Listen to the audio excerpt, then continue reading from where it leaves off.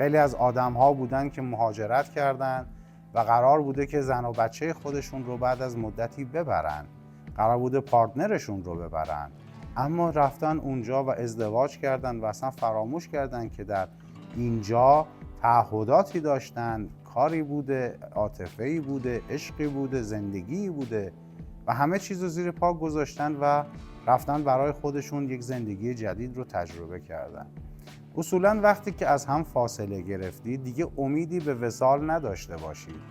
ممکنه میگم استثناءاتی وجود داشته باشه، اما در اغلب مواقع این اتفاق به ندرت پیش میاد که طرف شما وفادار بمونه و اگر شما رو دیدید داره کنترل میکنه، بیش از حد کنترل میکنه نسبت به اینکه کجا هستید، با کی هستید، چه کار میکنید، بخشی از این رفتار نشأت گرفته از خطای خود اون آدمه. برای اینکه خودش رو کاور بکنه سعی میکنه که شما رو تحت فشار قرار بده، روابط شما رو محدود بکنه تا طبیعتاً شما هم از اون بازخواستی نداشته باشید. به نام خدا، با درود و مهر. رایا کاکاوند هستم، میزبان همیشگی شما در کانال سیاه سفید خاکستری. در اینجا به بررسی متفاوتی از روابط عاطفی بین انسان‌ها میپردازیم، از مسائل و مشکلات و خطرهای اجتماعی شما را آگاه میکنیم. امیدوار هستم که از مطالب بهترین استفاده رو برده باشید. خواهش میکنم که ویدیوهای قبلی رو هم ببینید، چون بخشی از صحبت‌ها مرتبط هستند و ادامه اپیزودهای قبلی. از اینکه ما رو دنبال میکنید و همراهی میکنید از شما سپاسگزارم. یکی از دوستان از من پرسیده بودش که در مورد روابط لانگ دیستنس و یا رابطه هایی که دور از هم هستن هم یک صحبتی بکنم و حالا بنا به درخواست این عزیز راجع به این موضوع هم تا حدودی با شما صحبت خواهم کرد و مسائل رو مطرح میکنم. روابط لانگ دیستنس به روابطی گفته میشه که دو طرف موضوع از همدیگه فاصله فیزیکی دارن. حالا یا ممکنه از نظر فاصله مسافتی در یک کشور یا ممکنه در یک قاره یا در یک گوشه دیگه از دنیا با هم آشنا بشن و بخوان این رابطه رو شروع بکنن و یا ادامه بدن. اما معمولاً اینجور روابط قبل از اینکه شروع بشه خیلی وقتا سرانجام زیاد جالبی رو در پی نداره. چرا؟ چون شما در این ور دنیا و اون آدم هم در اون سر دنیا طبیعتاً نیازها و روابط خاص خودشون رو داشتن، هیچ شناختی نسبت به همدیگه ندارید و یا بر اساس آن چیزی که نیاز شما برای مهاجرت هست سعی میکنید که وارد رابطه بشید با یک انسانی که خارج از کشور هست، حالا کارتون به ازدواج یا صوری یا حقیقی بکشه و شما رو به اونجا ببره و در کنار همدیگه یک زندگی رو شروع بکنید بدون اینکه شناخت کافی نسبت به همدیگه داشته باشید یا اینکه از عواطف و روحیات و تربیت و احساسات اون آدم اطلاعی داشته باشید. خب طبیعتاً برای یک مدتی مجبور هستید که به صورت حالا تلفنی یا توسط اینترنت با همدیگه در ارتباط باشید و از همدیگه شناخت پیدا بکنید. معمولاً راجع به روابط لانگ دیستنس و یا روابطی که دور از هم هستن معمولاً آدم‌ها عین فضای مجازی عمل می‌کنن. حالا پیرامون اون هم مطمئناً در یکی از اپیزودها خواهم پرداخت.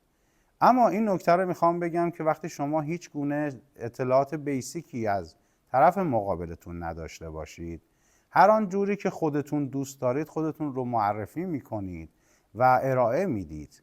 طبیعتاً ممکنه خیلی از دروغ‌ها رو هم در لابلای صحبتاتون بگنجونید، خودتون رو اون چیزی که نیستید معرفی بکنید، خلاف واقعیت زندگیتون رو به نمایش بگذارید تا برای طرف مقابلتون جذاب به نظر برسید. اما وقتی که وارد اون رابطه میشید و یا اون آدم رو از نزدیک میبینید ممکنه حتی برخلاف عکس‌هایی که ازش دیدید هم باشه، یعنی ظاهرش هم متفاوت‌تر از آن چیزی باشه که حتی به عینیت دیدید. اما این یک نوع از رابطه‌های دور از همه که دوباره بهش برمیگردم و راجبش صحبت میکنم. اما در ادامه صحبت هام باید به روابطی اشاره بکنم که مدتی در کنار همدیگه زندگی کردن، در کنار هم با همدیگه تجربه کردن، نسبت به همدیگه شناختی دارن و حالا بنا به هر دلیلی یکی از طرفین مجبور به مهاجرت میشه، حالا چه در داخل کشور به شهرستانی بره و یا چه به خارج از کشور مهاجرت بکنه.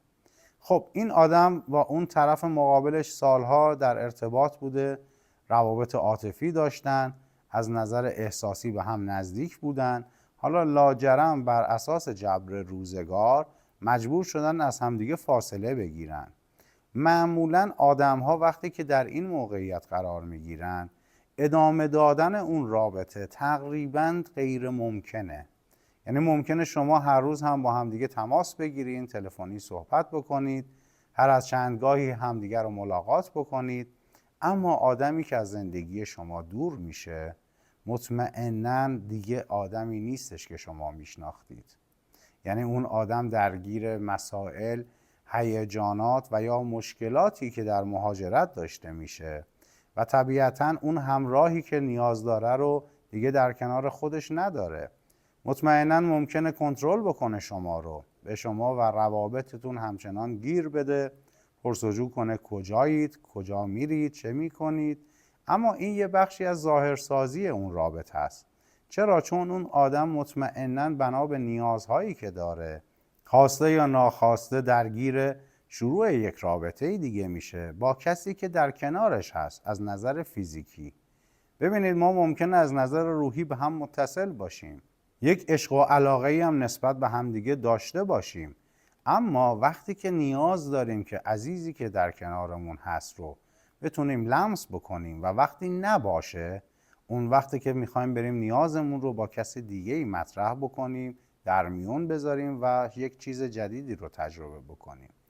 خیلی وقتا در روابطی که دور از هم میشن، وقتی که آدم‌ها درگیر روابط جدیدشون در مقصد جدیدشون میشن، طبیعتاً تا مدت کوتاهی یا مدت بلندی سعی میکنن که حفظ ظاهر بکنن و همون علاقمندی رو، همون ارتباط رو همچنان حفظ بکنن، فارغ از اینکه یکی از اون طرفین در جریان این نیستش که نفر دیگه وارد یک رابطه جدیدی شده. این اتفاقیه که برای خود من هم افتاد، یعنی این تجربه شخصی خود من هستش که من با شخصی در ارتباط بودم، بنا به دلایل ایشون مهاجرت کرد و مدت‌ها من رو کنترل میکرد، اما یک جا خودش از زبونش اشتباهی یک اسم دیگه ای رو آورد و من تازه اونجا در حقیقت متوجه شدم که این رابطه‌ای که بین من و اون آدم بوده مدت‌ها پیش تموم شده و ایشون درگیر یک رابطه جدیده و انقدر اون رابطه براش پررنگه که حتی در اسم بردن از من هم خطا میکنه. این حق زندگیه، این نمیشه آدم‌ها رو محدود کرد که اگر فاصله بین ما افتاد نسبت به همدیگه همچنان وفادار باشیم.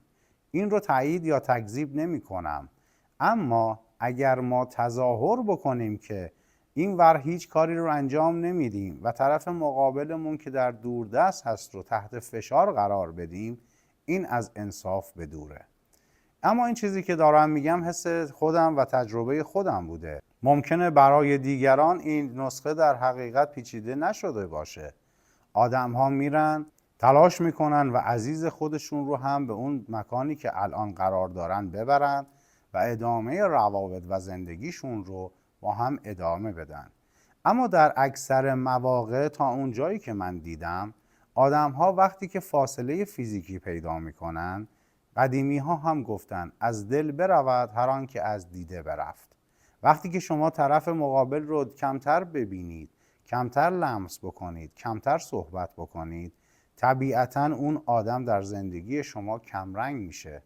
خیلی از آدم ها بودن که مهاجرت کردن و قرار بوده که زن و بچه خودشون رو بعد از مدتی ببرن، قرار بوده پارتنرشون رو ببرن، اما رفتن اونجا و ازدواج کردن و اصلا فراموش کردن که در اینجا تعهداتی داشتن، کاری بوده، عاطفه‌ای بوده، عشقی بوده، زندگی بوده و همه چیز رو زیر پا گذاشتن و رفتن برای خودشون یک زندگی جدید رو تجربه کردن.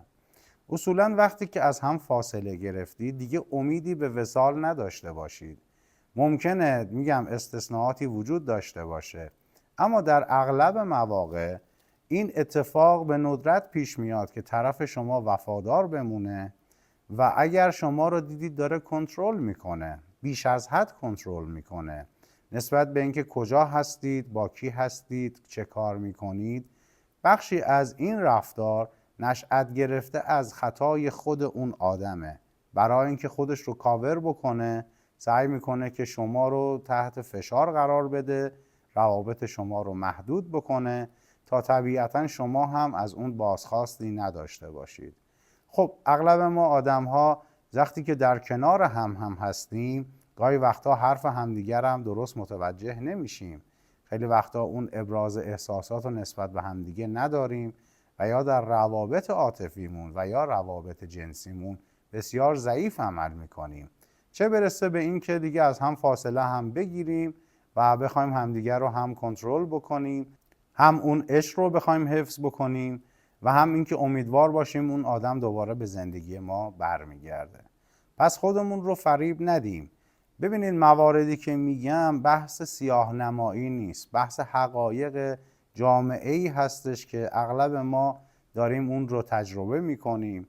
در بین خودمون و اطرافیانمون این مسائل رو دیدیم و شنیدیم، اما متاسفانه زمانی که خود ما درگیر بحرانی میشیم یا درگیر یک مسئله عاطفی این چنینی، اون وقته که میگیم نه، قاعده من مستثناست، طرف مقابل من همچین کاری رو با من نمیکنه و اساس رو بر خوشبینی در حقیقت میذاریم، اما در نهایتش میبینید که یک انسان فریب خورده و دل شکسته هستید. عمرتون رو هدر دادید، فرصتاتون رو سوزوندید و اینکه دیگه راهی برای بازگشت و جبران برای خودتون نمیبینید.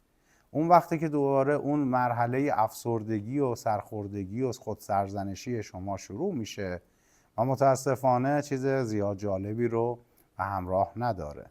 پس یادمون باشه که وقتی که آدم‌ها از هم فاصله میگیرن، چه از نظر فیزیکی چه از نظر روحی و عاطفی، طبیعتاً اگر هم به هم برگردند دیگه اون آدم‌های سابق نیستن. یعنی شما تصور میکنید یک آدمی که باش در ارتباط بودید رفت و اگر برگشت دوباره همون آدمه. نه، این آدم رفته هزاران تروماتایز رو تجربه کرده، هزاران بلا سرش اومده، هزاران توقعات جدید رو برای خودش به وجود آورده و برمیگرده تا از شما اون مطالبی رو که تجربه نکرده یا سطح توقعی که بالا رفته رو از شما بگیره. پس بدونید که وقتی یک رابطه‌ای تموم میشه بهتره که دیگه به آدم قبلی زندگیتون بر نگردید، چون معمولا نتایج خیلی جالبی نداره. ممکنه تک و توک آدم‌هایی باشن که بنا به دلایلی از هم فاصله گرفتن ولی بعد از چند سال به هم برگشتن و دوباره یک زندگی خوب و یه رابطه خوب رو شروع کردن. اما باید توجه بکنیم که وقتی که ما از یک رابطه خارج میشیم دیگه اون آدم قبل نیستیم، طرف مقابلمون هم آدم قبلی نیست. پس همه ما در شرایطی هستیم که بحران زده ایم، حالا دوباره به هم رسیدیم و دیگه اون وقته که باید ببینیم که چه باید کرد با این رابطه فاجعه. پس نتیجه میگیریم روابط لانگ دیستنس یا روابطی که از نظر عاطفی از همدیگه فاصله گرفتن طبیعتاً اون کیفیت اولیه رو دیگه نخواهند داشت. ممکنه آدم ها برن وفادار هم بمونن، تلاش هم بکنن که شما رو به سمت خودشون بیارن یا دوباره به سمت شما برگردن، اما این فاصله ها و این زمانی که سپری میشه از ما یک انسان متفاوتی میسازه. پس نباید توقع داشته باشیم اون آدمی که از زندگی ما رفته یا آدمی که از ما فاصله گرفته بنا به هر دلیلی وقتی که دوباره در کنار هم قرار بگیریم همون آدم ها با همون سطح تفکر و علاقه باشیم. ممکنه خیلی چیزها تغییر کرده باشه و متاسفانه گاهی وقتا اتفاقات نازیبایی رو در پی داره. آدم ها درگیر خطاهای انسانی هستند. ما اگر اینجا راجع به این مسائل صحبت میکنیم به واسطه احساس خطریه که خود من نسبت به آدم ها و جامعه‌مون دارم و دوست ندارم که کسی درگیر این مسائل بشه یا خدای نکرده آسیب ببینه. از اینکه ما رو همراهی میکنید از شما سپاسگزارم. همچنان جمله تکراری آیدی تلگرام رو خدمتتون میگم. اگر تا امروز ما رو سابسکرایب نکردید، از پایین همین ویدیو محبت بکنید و این کار رو انجام بدید و با لایک و کامنت هم از ما حمایت بکنید. براتون بهترین ها رو آرزو میکنم. شاد و پاینده و پیروز باشید.